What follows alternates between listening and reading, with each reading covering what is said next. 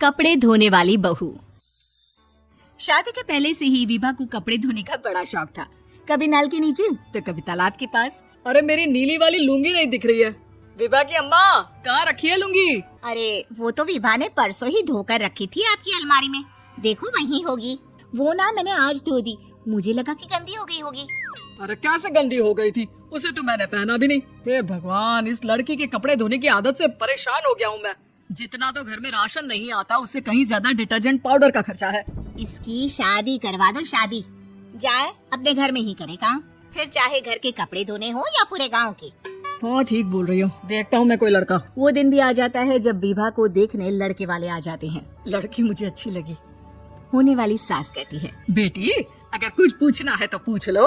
वैसे तो हमारी लड़की बहुत ही शर्मिली है, जो बोल दो वो मान लेती है, इसे क्या पूछना होगा। अरे कैसी बात कर रही हो माँ, मुझे इन लोगों के घर रहना है, सवाल तो कई है।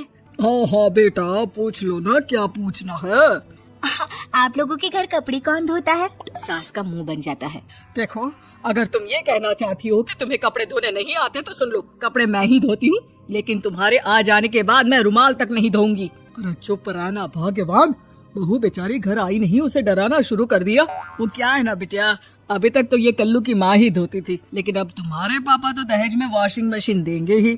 तभी विभा की माँ बोल पड़ती है, सवाल भी पूछा तो क्या। वैसे भाई साहब, मशीन की तो फिर भी कपड़े धोने की कैपेसिटी होती है। मतलब जो बिटिया दे रहे हैं ना विभा, इसे कपड़े धोने का बहुत शौक है। ये आप लोगों की क्या, आस पड़ोस गांव मोहल्ले सबके कपड़े धो दे और उफ तक ना करे।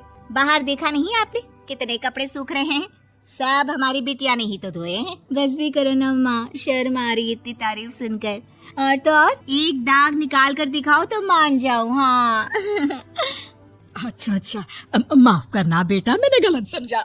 हमें तो रिश्ता बहुत पसंद है। और ऐसे जुड़ जाता है रिश्ता कपड़े धोने का शौक रखने वाली विभा का। उसकी शादी हो जाती है कोयला फैक्ट्री में काम करने वाले कल्लू के साथ। शादी के बाद अचानक विभा चिल्लाती हुई सास के पास आती है, सासू माँ, अरे सासू माँ कहाँ है आप? ये तो धोखा है, धोखा दिया आप लोगों ने मुझे। इस ससुर के चक्कर के बारे में पता चल गया। अरे तो उसमें तुझे क्यों धोखा मिला है? अरे नल में पानी नहीं आता, कपड़े कैसे कब धुलेंगे? अच्छा अच्छा, तो पानी नहीं आ रहा उसकी बात कर रही है। तो आपने क्या सोचा? कुछ नहीं। अच्छा तेरी माँ ने कहा था कि कपड़े धोने का शौक है तुझे, याद आया मुझे। शौक शौक बोलकर कपड़े धोने वाले मेरे जुनून को कम ना आके सासू माँ, कपड़ा धोना मेरा गुरूर है।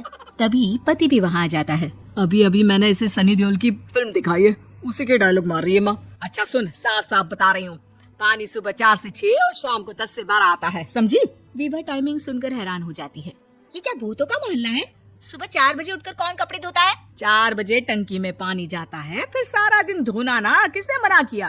अरे कैसी बात कर रही है? 200 लीटर की टंकी में कितने कपड़े धो लूंगी मैं? सुबह ही उठ जाऊंगी मैं। अब क्या था, विभा सुबह 4 से लेकर रात के 12 बजे तक कपड़े ही धोती रहती। एक रोज सास पड़ोस से निकलकर कहीं जा रही होती है कि साथ वाली कहती है, हाँ कल्लू की माँ, जरा ये बताओ कि 2 साड़ी है, 2 ब्लाउज और एक पेटीकोट और एक नाड़े वाला लंबा कच्छा। हाँ तो? अरे तो क्या, कितना लोगी धुलाई ये बताओ। धोबन दिख रहे हैं हम क्या? हमारे पति सरकारी नौकरी से अभी अभी रिटायर हुए हैं और बेटा सुपरवाइजर है कोयला फैक्ट्री में। धोबन समझ रखा है हमें। हाय रे कल्लू की अम्मा, माफ कर दो, वो तो मोहल्ले में यही सब बता रहे थे कि तुमने बहू को कपड़ा धुलवाने के काम में लगा दिया है। सास को पड़ोसन की बात सुनकर गुस्सा आ जाता है। वो घर पहुंचती है जहां घर के बाहर ही इतने सारे कपड़े सूख रहे होते हैं जितने के किसी धोबन के घर पर। अरे ओ कल्लू की दुल्हन, बाहर निकल। माँ जी यहीं आ जाओ, बाथरूम में चादर धो रहे हैं हम। अरे अभी हम धोते हैं, तुमको बाहर निकलो। ये आस पड़ोस वाले बोल रहे हैं कि हम बहू से कपड़े धुलवा धुलवा कर उसे कपड़ा धोने वाली बना दिए हैं। अरे छोड़ो ना माँ जी, किन लोगों की बातों में आती हो? आस पास के लोगों का तो काम ही होता है कि वो किसी तरह सास बहू को लड़ा दे। बहू सारे घर के कपड़े धोती है, ये क्या कम है? बोलिए। सास को भी लग जाता है कि वो बहू का ये सनकीपन नहीं छुड़वा सकती, इससे अच्छा है कि खुद ही चुप हो जाए।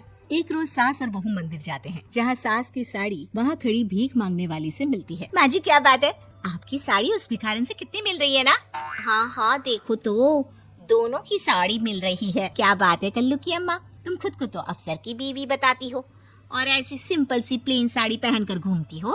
सिंपल और प्लेन नहीं है ये साड़ी। तो क्या सोने के धागे से फूल बने हैं? कुछ भी सासू माँ, कुछ भी। हाँ, बने थे इस साड़ी में सोने के धागे से फूल।